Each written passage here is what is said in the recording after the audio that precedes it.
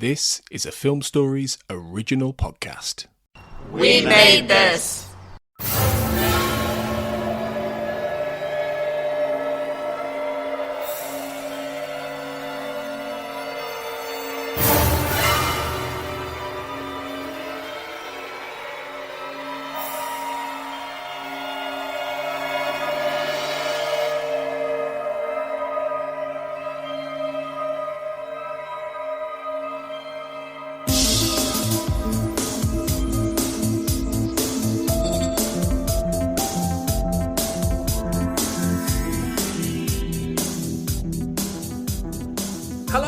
Everyone to the Xcast. The truth is in here. This is our special Fight the Future Minute podcast. I'm Tony Black, and you're listening to our coverage of, well, we've done the movie now. So this is our coverage of what you think of the X-Files Fight the Future. We're just basically in this episode going to talk through some audience mailbag of your thoughts about the film, how we think the film has changed our opinions, or what we think of it now we've reached the end of the whole experience, and how we think the whole Fight the Future Minute project has gone. So to join me for this last minute in our daily Fight the Future Minute podcast, I'm once again joined by fellow Xcast hosts and producers, Sarah Blair and Carl Sweeney. What a journey we've been on. It's been a long journey from Milan to Minsk. I'd like to thank my mother and God and everybody involved. Your dog? Or God? God. Did you say? Yeah. Oh, God, I thought you said your dog. Okay, well, thank you, dog, though. That is. Are you going to, cry? Is this your Halle Berry moment here? My favourite speech was always Did you ever see the Sally Field one? It's the famous they one where she love says, me. You They like really me. You love really me. like me. I'd love, if I ever became famous, won an Oscar, I swear I would go up and I'd go, cheers. That's what Alfred Hitchcock did, didn't he? Did he? Because Alfred Hitchcock never won an Oscar in competition, but he was given a Lifetime Achievement Award. Right. And his entire speech was, thank you. Thank you very much. Brilliant. I love that. Him. Just great. Less is more. Absolutely. So, we've reached the end then, Fight the Future Minute. We've had a really good time, I hope. But I suppose, thinking about it, we've hosted quite a lot between us. We've listened to the episodes over the last few months. We've been recording this steadily for over a year now. So we've kind of immersed ourselves in Fight the Future for quite a while. So I suppose I'd ask you guys, how do you feel about the movie now? Because obviously at the beginning we talked about what our feelings about Fight the Future were and how we'd always thought about it. Has anything changed? Have you got a new understanding of it? Do you feel the same about it? Hate it. So never want to see it again. You've just seen it too many times. So, yeah. I think for me, I definitely know a lot more now about this film. It's been really fun hearing the kind of behind-the-scenes information, because I never read the making of book before. I don't think I'd ever listened to the commentary tracks before, So I feel like I know a lot more now. I would say my overall opinion, I think I gave this a 7 out of 10, didn't I, on the very first episode? Yeah. I stand by that, I think. I stand by that. Because I think one of the interesting things about doing this project has been, we've had people on who've been kind of really gushing over the film. They really love it, giving it 9 and 10s out of 10. And then we've had Russ. I was going to say, Russ has been an interesting kind of counterweight, because he's much more negative about it than I am.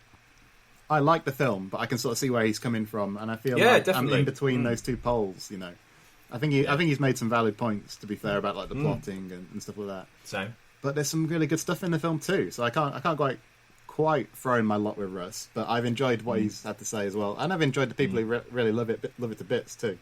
It's been fun. I think it's been raised on my watchability scale as far as the overall X-Files go. And just in general, because that's how I rate my favorite movies, is how many times could I watch this and not get tired of it? And just watching it, just now, before we started recording again, I watched the last few minutes and I'm I want to go back and watch it from the beginning again. I was joking, but I really could never get tired of watching this movie. It's so fun to watch. I'm not that kind of viewer, I can't watch stuff on a loop. I can watch stuff periodically, every year or two. But continuously is tough for me. What about you, Tony? I'm probably more along your line there. I think there are maybe some films that sort of break that trend, actually. Like, there are certain films, I think, out there that if I watched it once a week, I think I'd be okay. But they are fewer and further between, I think, really.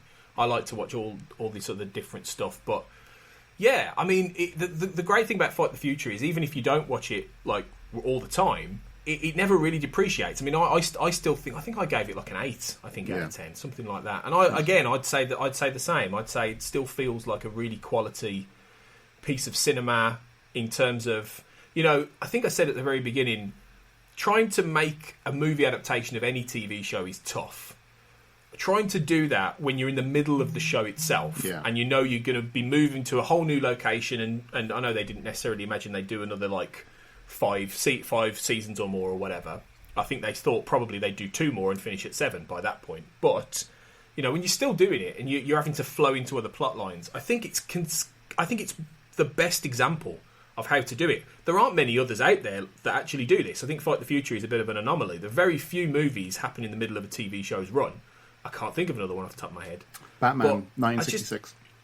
Right, good, thank you. That's pretty good. That's a pretty fun film as well, if you haven't seen it. Which is great. I love that film to bits, absolutely.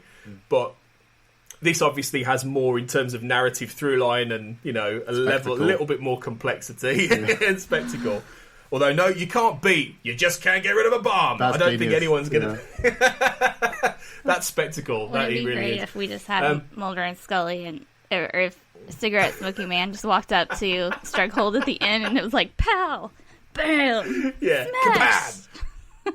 Also, the scene where Batman fights off the shark in that film is just brilliant. And he's got like the anti-shark bat repellent spray or something. Yeah. Or you could also have had a climax where Mulder and Scully have to get rid of a bomb planted, like, in a building to destroy some, like, alien bodies or whatever. And they have to run around Washington with a bomb. In a homage to Batman. That would have been great. But, yeah, I think it's just really good. I think it's a really good movie. And yeah, like you say, Carl, I've learned lots about it. And like you, Sarah, I can happily watch it fairly regularly, and it never depreciates. It's just always great. It's well made. It's solid. It's not a perfect picture, but it's just a really solid late 90s big budget conspiracy thriller. Yeah. Chris Carter said something interesting on the commentary. I was going to bring this up in the last minute, but I think it fits here now with what we're talking about. Is that he says at the end of a 99 commentary that, like, they learned that nothing is like making a movie when they made this movie, because they always thought about the X-Files as like making a movie every week on the small screen, and then they realised how different it was. That like a year of your life goes by very quickly doing this one thing. He said that like the big screen has demands, the small screen doesn't. So like you don't really have room for digressions, and the movie audience gets tired very quickly if things are not on point. He said he learned why films cost so much. He says they learned the hard way, and he says, like, he's looking ahead. He says, well, we're going to do another X-Files film at some point, and everyone will be wiser when we do that. So that's looking forward to I Want to Believe, which that's debatable whether they succeeded on that. I know there are some fans of I Want to Believe out there. Not that many really, but oh, no, maybe there are. Maybe I'm wrong. Well, yeah, we know a few in the Patreon. And I might as well confirm it now to listeners. We are going to do I Want to Believe Minute in a few years. It'll be a few years away yet, but we're definitely going to do that like this. I call all the Skinner scenes. There's only like 3. Sarah's 2-minute appearance on that podcast will be great.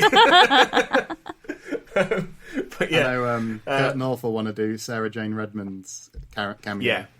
Yeah, loves it. I wonder why. I actually like the film. I just want to say I'm dissing the fans of it. But I like the film now. I didn't used to. I do now. I didn't used to either, but I like it a bit more. I haven't watched it nearly as much as Fight the Future, but same. I'm looking forward to. I will definitely be involved in that one. Absolutely. So I'm looking forward to that. But yeah, before we talk about the project then overall, the FTF project, let's do a little bit of fan feedback then, because we did ask people in the XCast basement on Facebook, which we hope you'd join if you haven't already, and join the fandom community there, which is great. We asked them what they thought about the movie, basically. And we had a few responses, a few people talking about the actual podcast experience as well, which is very nice, but mainly asking them about what they thought about Fight the Future. So I'm going to read some of these out and we'll talk about it. So Manda Mass says, I've been really enjoying the FTF Minute podcast. So much to go through. I saw Fight the Future the day it was released in the US, June the 19th, 1998. Was that when you saw it, Sarah, on release day? Well, no, I saw it the night before, midnight. Oh, cool. So technically midnight, June 19th, yeah. And still remember my 13-year-old self squirming in the theatre seat. I was so excited to see M&S on the big screen and see the aliens. I also analysed the movie in later years upon rewatches, and there are definite questions I developed with the later part of the movie. However, I still love FTF to this day, and damn, Duchovny and Anderson look so good in the movie too. Thank you for all the podcast. Well, thank you for listening, Manda. And yeah, they do look good. We've talked about this before, but they look ridiculously good. You know. What is it the kids say these days? Is on fleek still a thing? Is what? On fleek. Is that a thing? I don't know. Maybe is that not. French? No. Okay. I think it's just something. I heard. On fleek. I think maybe it's come and gone. That expression. I think it lasted about 5 minutes and then it was done. Okay. With good reason. I'd love it if Sarah's like hip cultural references are like 10 years old and she still thinks that it's fleek, man. No, it's not anymore. That's what it's like for me. It's like when new language comes along, I just don't know how to incorporate it into my life. You know, I like don't either. When the phrase Netflix and chill came along, and I just thought it was watching Netflix and relaxing. And yeah. I actually used that expression in the classroom unknowingly, you know, not knowing what it meant. Brilliant. Guys, why don't you all go Netflix and chill? Yeah. It was cool beans. Let's go back to 1998. It's cool beans. Yeah, cool beans. I still say cool beans. All that in a bag of potato chips. Hot as a mug. Mulder was hot as a mug. I used to say that all the time. All that in a bag of potato chips, I remember Dr. Evil saying in Austin Powers. You don't know all that in a bag of potato chips. Potato chips. Potato chip. Anyway, Katie Doe, our fellow, who's been on the X-Files Fight the Future, fellow patron, as says, can't believe we're almost at the end. Well, that's it, but yeah, absolutely, Katie. Yeah, better believe it, Katie, now. Well, yeah, we're here. Sarah Brand says, great podcast. I love returning to this movie again and again. Not only is it good X-Files, it is simply a good movie. I would agree with that. I think it's a good, solid movie either way. So, yeah, absolutely right. Yeah. Cy James says, the memories seeing this at the cinema back in 1998 were great. Loved it on the big screen so much I went to see it another 2 times. Was an awesome time to be a fan. I remember converting a lot of people to the show as a result of this film and the end of season 5. Have to say it worked for me story-wise. Even had some scenes for newbies and shippers. Gutted that the well-manicured man met his demise, though. Yeah, R.I.P. A powerful scene, but he was an amazing character in the ongoing mythology. An 8 out of 10 for me. That's interesting, though, I'm not sure if it's he or she, Cy, but what they're saying about converting people to the show as a result of the film, you know, because that didn't really happen, did it? We know the ratings kind of tailed off quite suddenly after season 5, quite dramatically. So it's interesting that there must have been some people, like they're saying, who were brought to the series because of the film, but that must have been offset by people who were kind of abandoning the series, sadly. It's strange, isn't it? I mean, I think, you know, the movie's sort of attempt, wasn't it, to try and both appease fans and bring in new viewers. So it may well have, you know, I think it did fairly well at the box office, but I don't know if you would have had a lot of people then transition into, or, you know, maybe they watched the beginning and, like we talked about in one of the other minutes, they were, what's this? They're not even on the X-Files. Who are these guys? Who's Foley and Spender? You know, and they were a bit like, you know, it wasn't as clean. If they'd have started, if it was Little Green Men, it might have been an easier sell, you know, to get them in.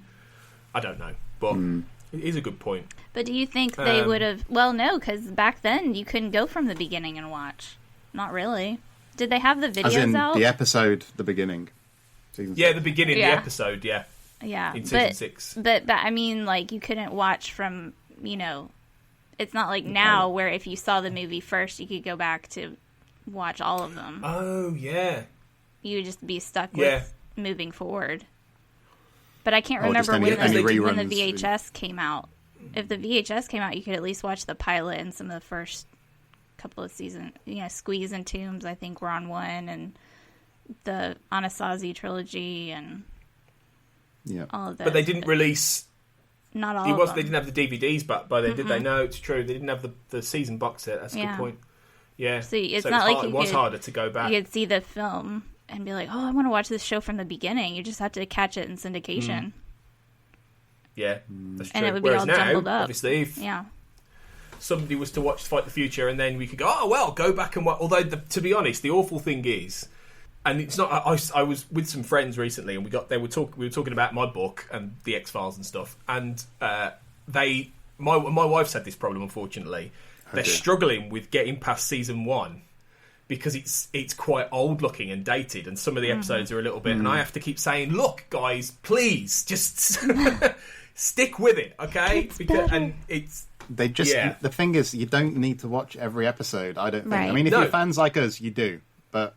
If you're a newbie, you're better off doing 6 or 10 from season 1, aren't you? And skipping some of the duds. And I think that's... Are they trying to do it like step by step, every single episode? Yeah, that they're trying to do? I think so. And, and I think my wife sat through season 1, and she's just not... she's watched loads of telly, but she's just not, like... tuned into the way they tell stories like that now. So it's not that she thinks it's terrible, it's just that she can't connect with it in the same way. And I think that's it. So I think really you're right.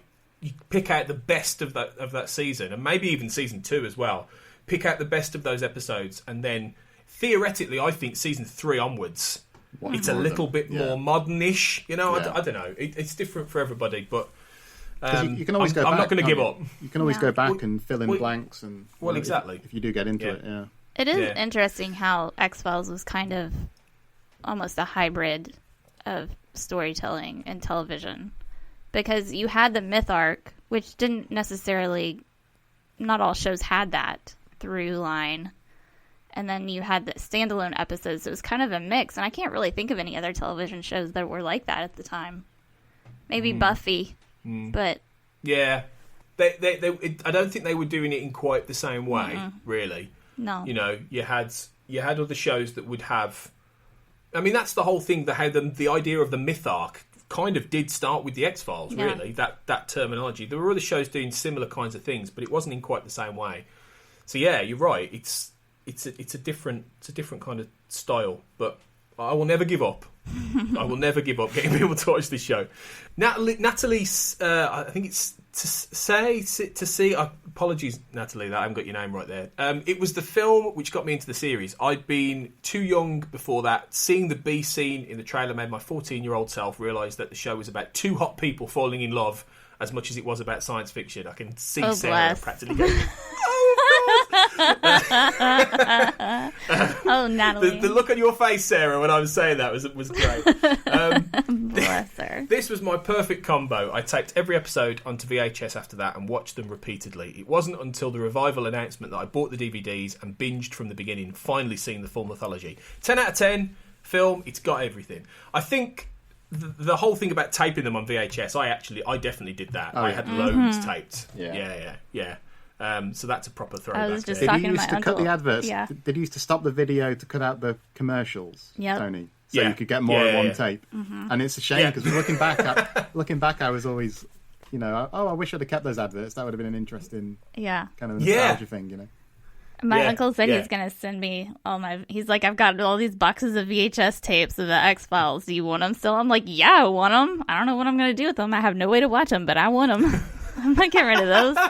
I always think now, though, if you still had a collection of VHS tapes, I think people would think you were some sort of snuff murderer. I put a lot of work into those every Friday night, getting them ready. Had to make sure I had my tape ready. I think I could fit like 3 episodes on one tape if I was real careful. I can't remember how many. I think I got 4. I think I got about 4 on. 3 or 4, to be honest. Something like that. Yeah. But yeah. Good times. I had a notebook with all the episodes. Or I have to get the newspaper to find out what the episode name was. Write it down. Write out what tape it was on.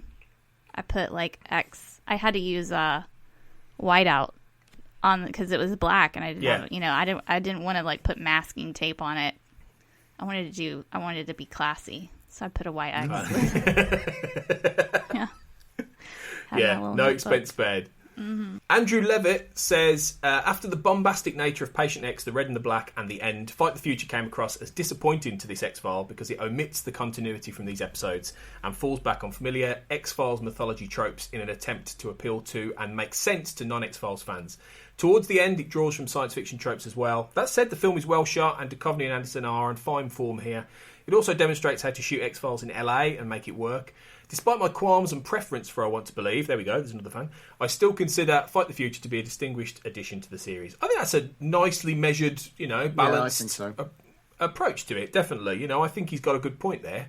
I mean, I wouldn't necessarily agree with all of that, but I think it's a good, fair enough, Andrew, yeah. It's an interesting thing he talks about, this attempt to appeal to and make sense to non-X-Files fans, because obviously that's been talked about a lot on these podcasts, hasn't it? And I think Marlene Stemme made a good point in one of them where she says she felt like Mulder and Scully spend a lot of time explaining who they are rather than kind of behaving as they usually do, things like some of the exposition and stuff like that. And I thought she has a point there. And I don't know, I think there's still a debate to be had about how much they needed to cater to first-time viewers, because if you think about the way a lot of us would have stumbled across this show on TV, we would have just... Not that many people, in the grand scheme of things, would have watched from the pilot. A lot of us would have just joined halfway through or picked up on a random episode. That's what I did. And obviously they were good enough to hook us and to keep us there. So I don't know, I think that I can see why they took the approach they did with the film, with some of the things like explaining the conspiracy.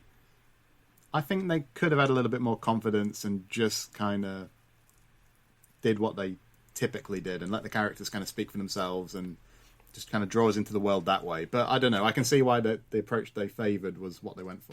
I don't necessarily think it would have made much difference in terms of box office doing it the way you described, Carl, there, really. Yeah. I think, honestly, the majority of people who came to see this film were probably fans, really. I don't know if it massively would have attracted a huge amount of non-fans. I think it would have been people who, had heard of it and were curious, but yeah, I don't think it would have made a lot of difference. I think if they'd have had them on the X-Files and had the scene in the office, and Mulder with his projector, and then, you do a bigger screen version of what we expect. Yeah, I think you're right. I think you're right. And I think it's a good balance, though. I think it gets the balance pretty well on the money. So, but yeah, it's a good point. Ashley Jeremy Royer says, saw it in the theatre when I was 15, probably gave it a 7 out of 10. Today I'd say 7 out of 10. From then until my most recent viewing, I always found something hollow about it. Something like an unfulfilled promise. I think it just doesn't fly as a bang pow movie for me. I remember on the Tempus Fugit Max podcasts, you guys talking about it having potentially been a movie script. Did you do that one, Carl? I think with Chris Knowles. Yeah, that was Chris's kind of theory. I think. Yeah, it would have worked better those episodes. Fight the Future at times feels disjointed, like there's a transition of moods that just doesn't feel connected at times. I don't know. It's a good X-File. It almost feels like it would have been better as a one-off novel. That's interesting. But just about the Tempus Fugit Max thing, but first, I mean, what do you think, Carl? Do you think that would have made a better big-screen adventure than this? I think there's some stuff in those episodes that could have been pretty incredible. I mean, they're great on I think that I really like those episodes, and I think they could have been great on the cinema screen as well, like the mid-air abduction stuff, and there's that chase scene on the runway, isn't there, where like the plane's coming in overhead. So you can sort of see the scope there. I don't know. I wouldn't change Fight the Future as much as I don't think it's perfect or anything. I have very fond memories of it. I think it works well. I feel like we haven't. And again, apologies to the I Want to Believe fans, because I know some of them are very fervent in their admiration for that film. I feel like we never got the fully definitive X-Files big screen film. I know a lot of people will disagree and think this is that film. I feel like there are things that could have been slightly better. It's a very good effort, though. And again, considering all the logistical effort, hurdles, like the fact the series is still in production, I think it came out pretty well, to be fair. Now I need to know what your ideal X-Files movie would be. Well, I think some of it is when this comment talks about the bang pow movie and stuff. I think your attitude to those big blockbusters maybe has something to do with this, because I've never been that keen on some of these big alien invasion. Like the Independence Day film, I just thought was idiotic. I know lots of people love it. So the fact that they're kind of playing in more of a blockbuster wheelhouse, I can see the appeal, but I don't fully feel it on a personal level. I don't know what you guys think. Well, it ticks off the boxes. You've got a big explosion. You've got alien spaceship. I'm joking.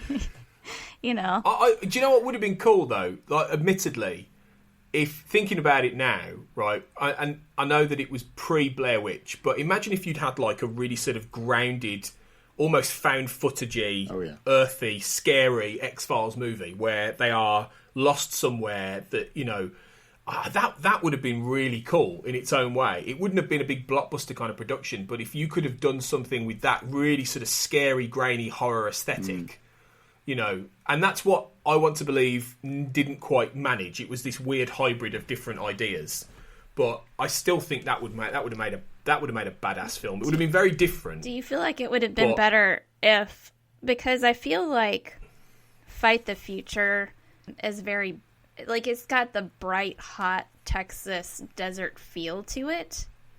And it's, like, very, it's not Vancouver-y at all. It's not, like, the typical, what you would expect from the first few seasons of the X-Files. You know, you've got, it's not atmospheric at all. It's very hot. It's very bright. I wonder if that has anything to do with the way people kind of feel about it. It's, you know, it's more LA, flashy, blockbustery, you know, instead of, like, the quiet, rainy, atmospheric Vancouver. Kind of the intimacy of it as well. Yeah, I think that's a good point. I think it could be. What do you think about that, Sarah? What do you think about that comment about it being a novel? That's interesting. Do you think this would have worked? This story would have worked as a one-off novel? I mean, obviously, we've got the adaptation. The word pound, a lot. You're currently holding up, But I mean, aside from being a novelization, would this have made a good novel story? Do you think? Well, I mean, if we're talking about, like, the X-Files novels, honestly, I think Ruins would have made an excellent film. Yeah, I think that would have been a really, really good X-Files film.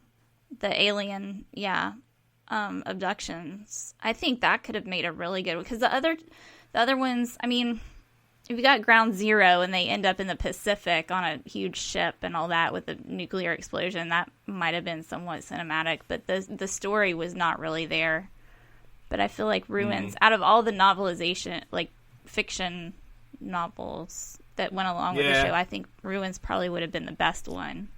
But I can see what she means by this could have been a good novelization, like a fictional tie-in to the show. But, I mean, I like seeing it on screen. It might have been a good trilogy. It might have been a good trilogy.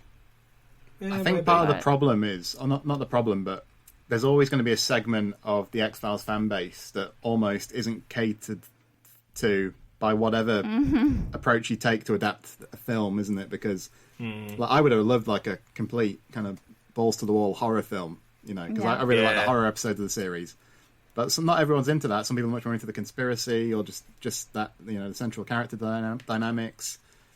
So I think Fight the Future is a reasonable attempt to, you know, it kind of merges some of those things to an extent. And I think, like I said, I'm not hating on the film. I do like it. I think it's a balance, really, isn't it? Fellow patron Adam Silva says, just as enjoyable today as it was in 1998, Carter does a great job writing a script that ticks off all the boxes of both a big blockbuster movie and the X-Files. Bowman directs sequences that still hold up today, such as the bombing and the Antarctica scenes. Mark Snow pulls off an effective orchestral score. David and Gillian are at their peak, plus some long-awaited answers to the mythology as promised.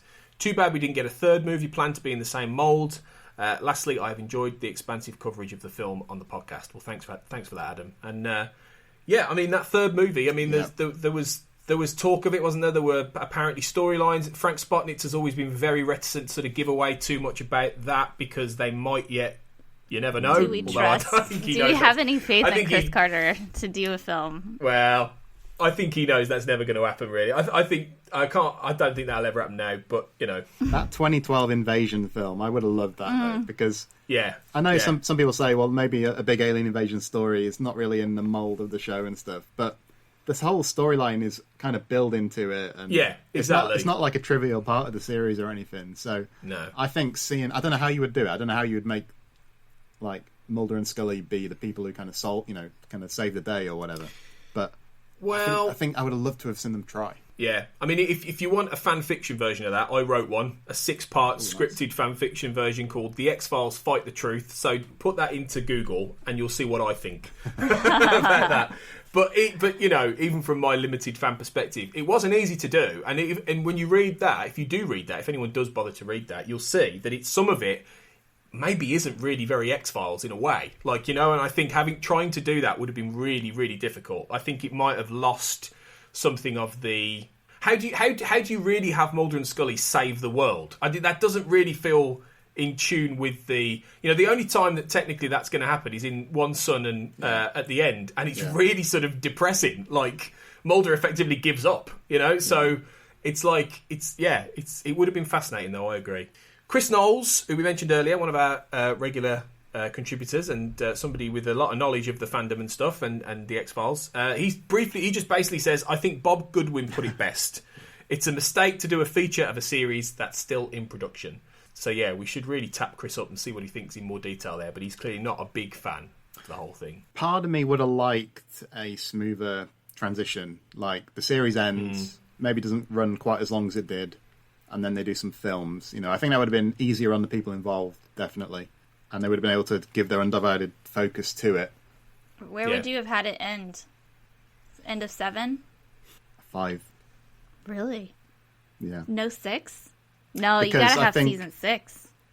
Well, it's not that there's not great stuff after season 5, but I just think the reputation of this series would have been even more stellar if they'd have called it a day at the peak. You know? But then you wouldn't have got some really good episodes from 6. No, it's true. It's a balance. It's a Yeah. balance. But you also would never have seen like First Person Shooter or Fight Club,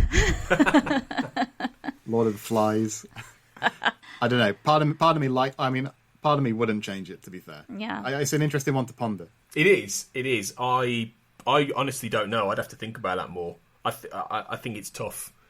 My instinct is 7, but I don't know.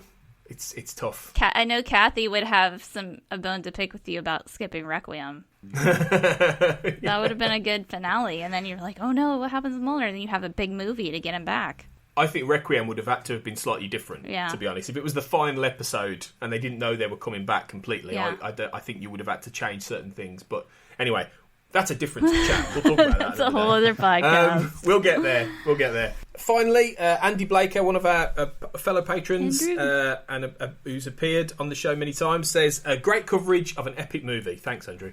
It's not perfect, but it's certainly enjoyable and offers some big screen moments the fans have clearly been craving to that point. A great score and cinematography really elevate the film above some questionable dialogue and characterisation. I only wish the continuity from the film had carried straight through to the two fathers, one son myth arc conclusion. Yeah, I mean, that's something that's going to be coming, you know, two fathers, one son over the next year, and I dare say we'll get into some real in-depth conversation about that, because it's a fascinating way to wrap up the mythology.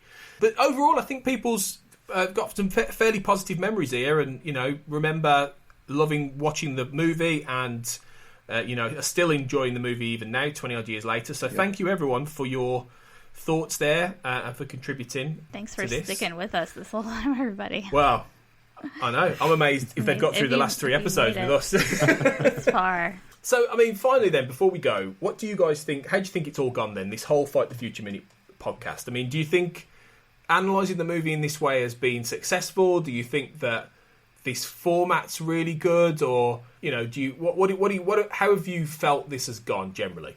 Well, part of me wants to reject the question, because I sort of feel like it's our job to put these things out there, and then it's for other people to sort of make their own minds up about whether we've succeeded or not. However, on a serious note, I can answer that, because quite a lot of these I haven't been involved with, and other people have hosted and guested and edited and put them all together, and I've thoroughly enjoyed listening to all these episodes. It's been great fun. Like I said, I think the mix of perspectives has been really good. So the fact we've had people like Russ, as well as people who are much more enthusiastic about the film, I think has worked really well. I think the seesawing between that's worked nicely. It's been great, and I mean, I'm sure you're going to thank some people and stuff at the end, Tony, but I'd like to say thanks to everybody who's been a part of this too, because it's been a big effort. You know, it's taken a long time. It's taken a lot of hours to put together. Coordination. a lot of coordination, a lot of like getting confused about where a minute starts and where a minute ends, and all sorts of stuff, all sorts of like hurdles. So I think everyone's done a really good job, and the listeners as well. The fact that people have clearly enjoyed it, as has been indicated from some of them comments, has been great to see too. I think for a lot of people, it's become part of like their daily routine, hasn't it? Like they listen to one of these at the start of the day or something. I was like that for a lot of the time, and then I got to a point where I got behind, but it's also really fun to like sit down and listen to 3 or 4 in a row and stuff like that. So I think it's been a really engaging listening experience personally, so I think it's gone well. Sarah, what about you? I definitely agree with Carl. I think my favorite part has been, like you said, listening to all the different voices and all the different perspectives, and you've got some shippers here, some no Romas there, and fun facts from all different, the movie and bartending and all the different things. Those are fun to look forward to. I learned some things that I didn't know before. So yeah, it's been real exciting. And honestly, at the beginning, I was a little bit dubious that we could even pull it off, because it was like, okay, what version are we using? And it was like, we need to know. And then we had we're like, okay, we're using the 122 minute version or 121 minute version, but then there's 122 minutes and 35 seconds and 121 minutes and 52 seconds. Those 20 seconds, it makes a big difference.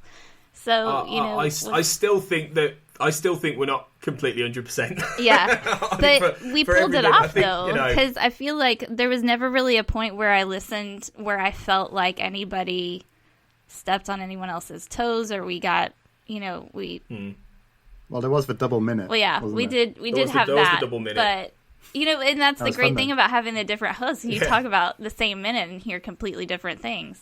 Yeah, so it worked out. Yeah. All of those sort of snafus are firmly on me, because I'm the one who put together the whole schedule, and at times I got mixed up on that. We had a couple of moments where we'd have a chat group and we'd go, "Oh my God, we're off by a minute," and like there was a bit of panic, and we'd turn out, we'd sort it out, and we'd come together. But that's what it's been, a real team effort. I think that's what I've enjoyed the most.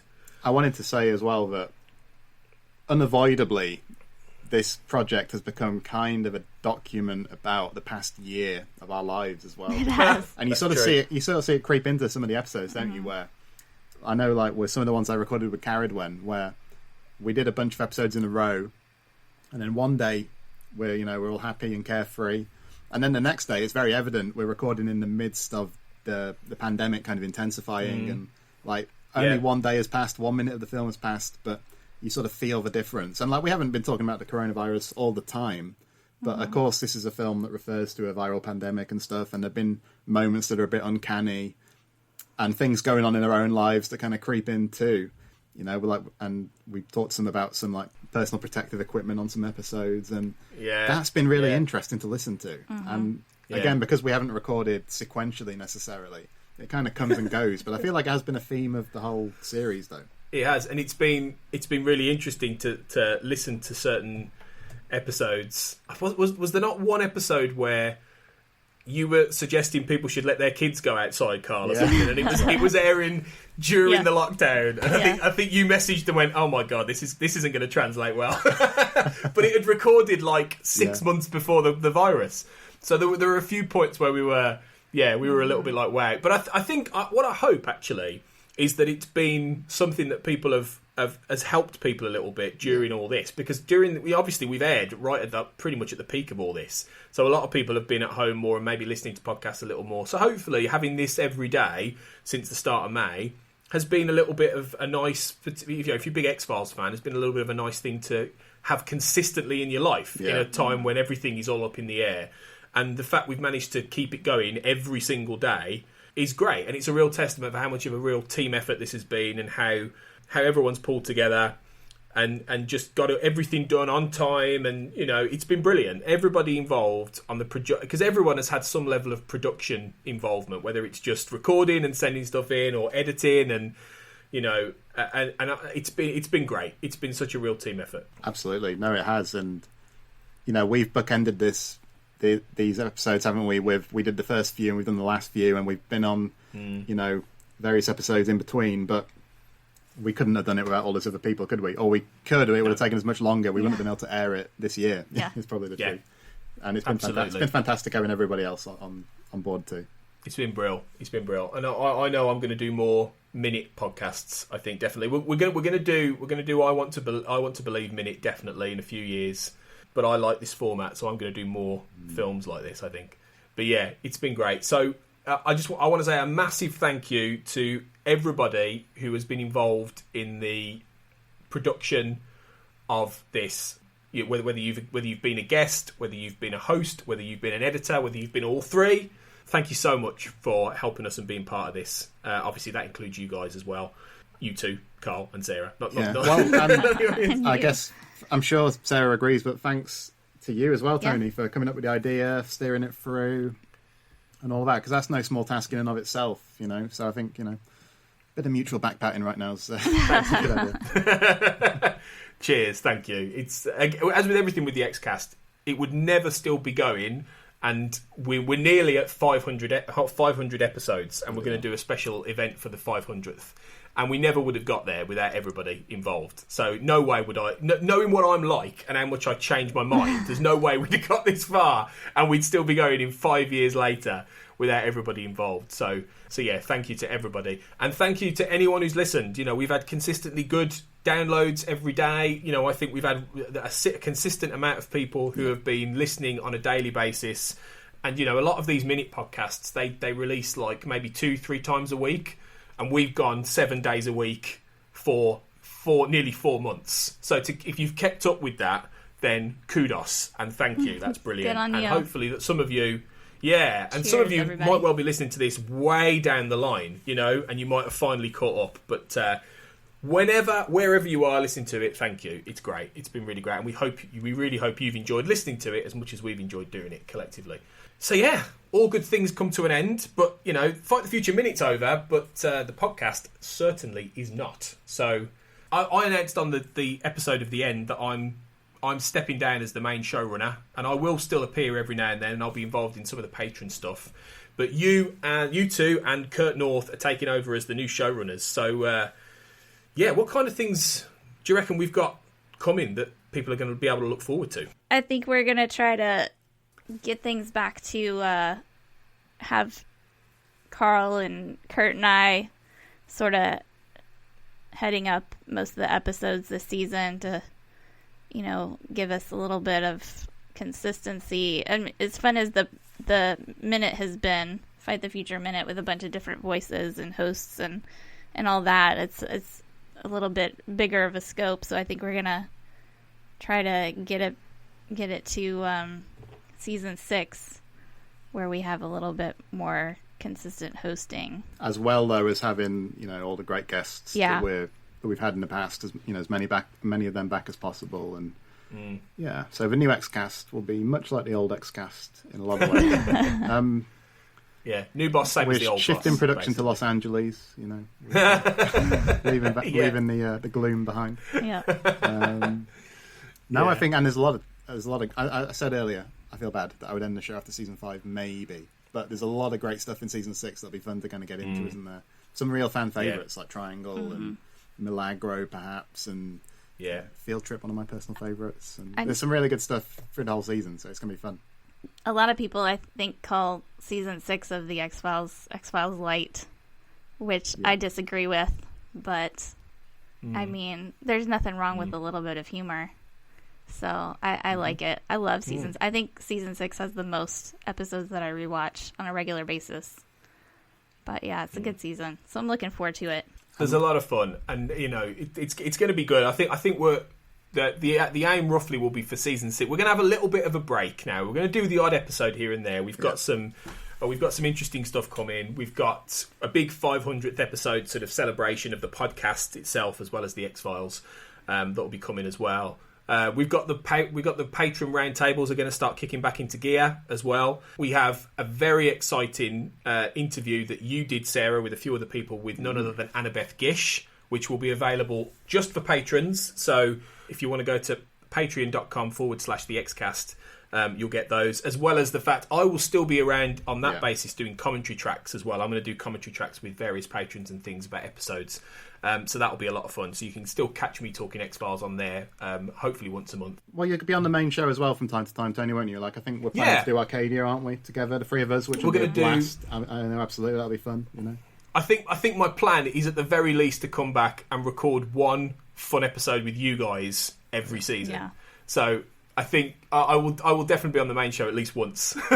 we got to do Fight Club together. That'll be hilarious. Yeah. Oh, maybe we should. That would be good. I'm the weirdo who actually doesn't mind that episode so much. I don't think it's a good episode. I don't mind watching it though. I know a lot of people are like, "This is a terrible episode." I'm like, no, there's some fun stuff in there. Mulder getting sucked into the drain. That's my favorite part.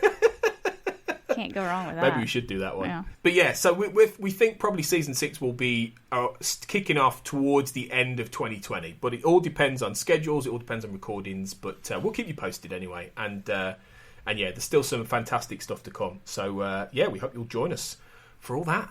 But yeah, this has been great fun, guys, to wrap this up with you. So thanks both for that. And I look forward to getting on mic and talking X-Files with you again pretty soon, actually. Yeah, awesome. So yeah, thanks again, guys, for listening to Fight the Future Minute. We really appreciate you tuning in. So until the X-Cast returns, always remember, as per usual. Okay, so let's do a countdown. 3, 2, 1.